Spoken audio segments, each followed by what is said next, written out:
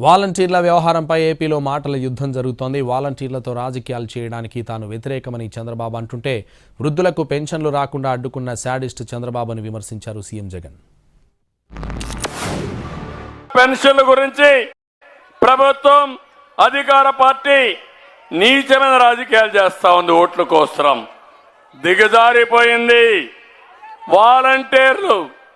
Volunteer వ్యవస్థకు నేను వ్యతిరేకం కాదు. అదే సమయంలో వాలంటీర్లు రాజకీయం చేయడానికి నేను వ్యతిరేకం.